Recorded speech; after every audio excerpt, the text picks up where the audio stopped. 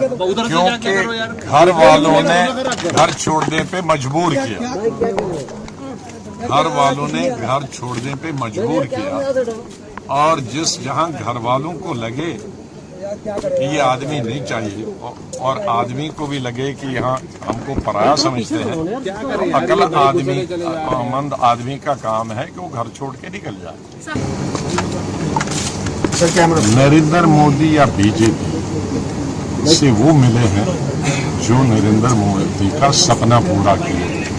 मैं नहीं, मुझे क्यों, नरेंद्र मोदी और जो लोग स्पीच करके पूरे हाउस में, लोकसभा में, पूरी दुनिया के सामने स्पीच करने के बाद उनसे गले मिलते हैं और कहते हैं हमें कुछ नहीं है तुम्हारे मुताबिक, हमारा दिल साफ है, वो मिले हैं कि मैं मिला हूं सर सामने। और दूसरा सर सामने हमारी लोग में तो ज्यादा पढ़े लिखे नहीं है पार्टी में, और बेचारे बच्चे जो आते हैं और जो ये नहीं करता है वो खुद कांग्रेस पार्टी के मेंबर तक नहीं, दोनों ब्लॉक में रहे डिस्ट्रिक्ट। ये स्टोरी प्लांट करने के लिए ही वो यहाँ तक पहुंचे हैं, मिनिस्टर भी पहुंचे, राज्यसभा में पहुंचे। उनका पार्टी का डीएनए क्या है किसी को मालूम नहीं, किस स्टेट से है वो मालूम नहीं है, किस डिस्ट्रिक्ट से है ये मालूम नहीं। पहले तो अपना वो डीएनए चेक कराएं, वो कहाँ के हैं, किस पार्टी के हैं। वो तो फ्रीलांसर थे कुछ साल पहले, 96 98 गवर्नमेंट में वो किस गवर्नमेंट के लिए काम कर रहे थे एज मुलाजम में, हमारी गवर्नमेंट नहीं थी, किसकी मुलाजम थे वो। तो उनका डीएनए चेक करें कि किस किस पार्टी में उनका डीएनए रहा। सर सामने जो हाउस में बैठकर बीजेपी को स्लिपें भेजता था और एज लीडर अपोजिशन में पहली स्लिप से देखता था, उनकी स्लिपें उसको आती थी, इनकी स्लिपें उसको जाती थी। दिन में तकरीबन 100 स्लिपों का उनके बीच में एक्सचेंज होता था। वो हमारा डीएनए चेंज करे। सबसे ज्यादा अफसोस तो यही है कि आउटसाइडर जिनको कांग्रेस का कोई अता पता नहीं है, जो चापलूसी करके या ट्वीट करने के लिए उनको पद मिले हैं, वो आरोप लगाएं तो हमें बहुत सुनो, बोलने दीजिए भैया, आप भी तो कर सकते हो ये चीजें, तो सबके लिए बोलिए सर। तो वो हम पर आरोप लगाएं और सब कोई दूसरा कांग्रेसी जिसने हमारे साथ काम किया है तो इसलिए। और मैं ये कह रहा था कि आप पढ़े लिखे लोग हैं, आपने मोदी साहब की एक स्पीच देखी, और अगर किसी को इतना अनपढ़ और जाहिल है कि उस स्पीच की कंटेंट्स पढ़े, जो स्पीच मोदी साहब ने की, उसने मेरे लिए नहीं लोया कि गुलाम नबी जाएगा हाउस से तो मेरा खाना हजम नहीं होगा, उसने एक घटना के बारे में बात की। शुक्र करिए, मैं मोदी साहब को समझता था बड़ा क्रूड आदमी है, शादी नहीं की है, बच्चे नहीं है, बीवी है, तो इसको कोई परवाह नहीं होगा, लेकिन कम से कम इंसानियत तो उसने दिखाई।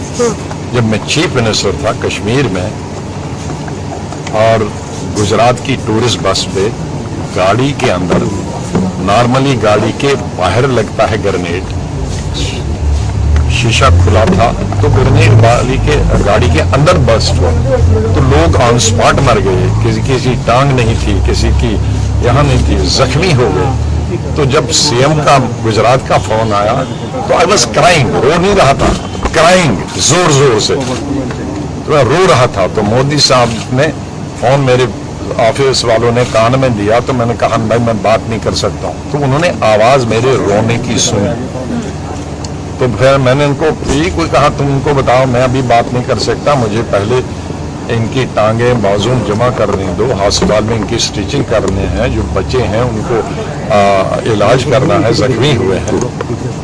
फिर दिन भर वो किया, फिर पीएम दिन भर, सीएम दिन भर फोन करते थे, कितने मरे, कितने जख्मी होंगे, कैसे भेज रहे हो।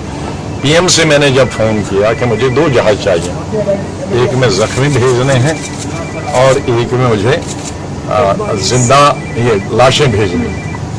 जब मैं 4 बजे फिर उनको सियाफ करने गया जहाज में, तो लोगों ने फिर रोना, मेरी टांगे, नाराजगी नहीं दिखाई ना, किसी बच्चों ने कहा मेरे बाप दे दो, पिताजी दे दो, किसी ने कहा मेरे पति दे दो या बीवी दे दो। तो मैं फिर फूट फूट के रोया, जो किसी की टेलीविजन ने दिखाया भी। फिर उस वक्त पीएम ने आया, ये सीएम गुजरात का फोन आया, अरे स्टार्ट हो गया, मैं बोल नहीं सकता, उसी चौक में मैं बोल जब रहा था तब देखा, उसको देखकर उन्होंने किया कि ये कौन सी बुरी बात है, कि मेरे लिए नहीं, उस घटना का वो उसने बताया। ये मैंने कल दोबारा सुनी स्पीच, उसमें कहा कि जैसे इनके परिवार का कोई आदमी गुजर गया, तो वो उस घटना पर रो रहा था।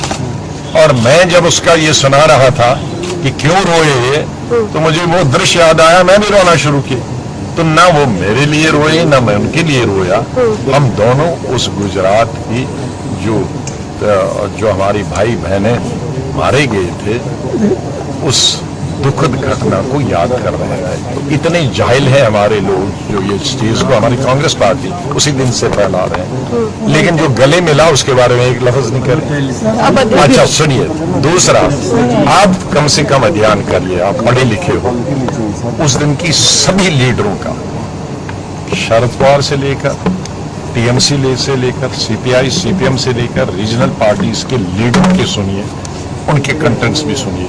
उन्होंने रियल सेंस में उन्होंने तो उस पर रोया, इन लोगों ने क्या कहा है वो भी पढ़िए।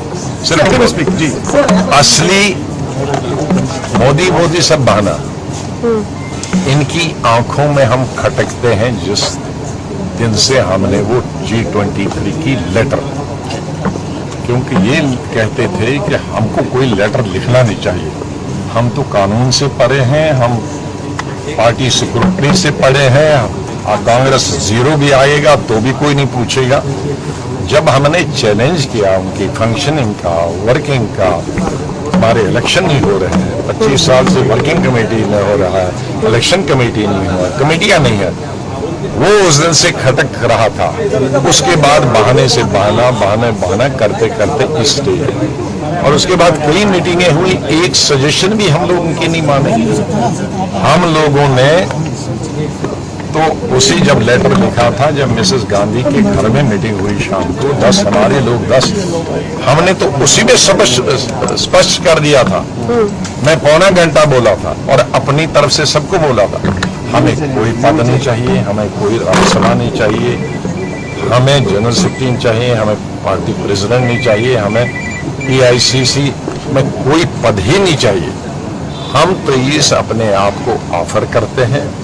ये जो इलेक्शन आने वाले हैं 5, उनके लिए कमेटी, कैंपेन कमेटी अभी बनाई है और उस 23 में हम डालेंगे।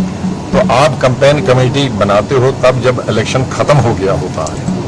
हम अभी 5 महीने हैं, हमें आज बनाइए कैंपेन कमेटी का मेंबर, हम 23 और बाकी, हम 23 वाले खुद अपनी कैंपेन खुद करेंगे, कोई टिकट कांग्रेस का ले लेंगे, न जहाज का न ट्रेन एकोमोडेशन का नहीं जाएंगे, प्रेस कॉन्फ्रेंस का नहीं लेंगे, हम मुफ्त अपने आप को डेलीगेट करते हैं। ये कौन सा गुना, ये हमने कांग्रेस बनाने के लिए क्या ऑफर किया था कि मोदी को बनाने के लिए?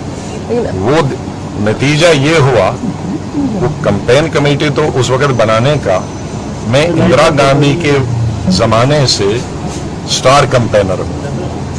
20 साल पहले तक उसको स्टार कैंपेनर नहीं कहते थे, उसको नेशनल कैंपेन कमेटी, उसका मेंबर होता था। जब मैं यूथ कांग्रेस प्रेसिडेंट से, तब से मैं कैंपेन कमेटी का मेंबर होता था, तब मैं यंगेस्ट था, फिर स्टार कमेटी। नतीजा ये हुआ कि बंगाल, असम और केरला, हिंदुस्तान में सबसे ज्यादा मुस्लिम आबादी कश्मीर को छोड़कर इन्हीं 3 स्टेटों में, 35% असम, 32% केरला, 29-30% बंगाल। तो पहली दफा 40 साल में मैं उस कमेटी का भी मेंबर नहीं था, 40 दफा पहले। और क्या आया? बंगाल में 0 आया, असम में चली गई, और केरल में 60 साल के बाद हम हार गए। तो क्या उन्होंने पाया? फर्स्ट ऑफ ऑल बिकॉज आप मीडिया को हो, आपको सिस्टम नहीं मालूम। इलेक्शन जब होता है उसके लिए एक मेंबरशिप ड्राइव होती है, जो पुराने इंदिरा गांधी के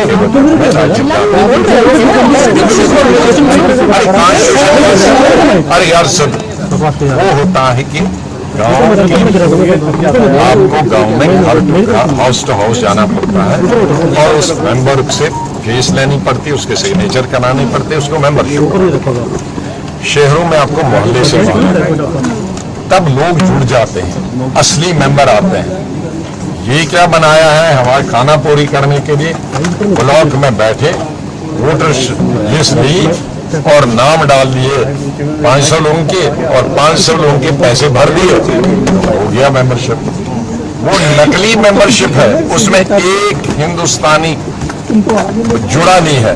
उस नकली मेंबरशिप पे आप फिर नकली कागज की बिल्डिंग बनाओगे, इतनी छत ब्लॉक से लेकर नेशनल लेवल तक, तो कागज की बिल्डिंग या तो आग से जल जाएगा या हवा से जल जाएगा। उसमें सीमेंट नहीं है कहीं, उसमें है ईंट नहीं है, दीवार नहीं है, तो ऐसे इलेक्शन से करने का क्या फायदा। ये फॉर्स है। नंबर 2, बैंक लूट गया, बैंक में कुछ नहीं है। अब जनरल मैनेजर चेंज करने से क्या, वो खिड़की और दरवाजे का, अलमारियों का बैंक जनरल मैनेजर हो गया ना, जब बैंक में नया पैसा नहीं है।